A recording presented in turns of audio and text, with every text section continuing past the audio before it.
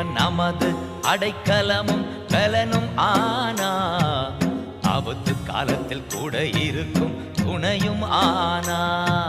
தேவன் நமது அடைக்கலமும் பலனும் ஆனா, ஆபத்து காலத்தில் கூட இருக்கும் துணையும் ஆனா.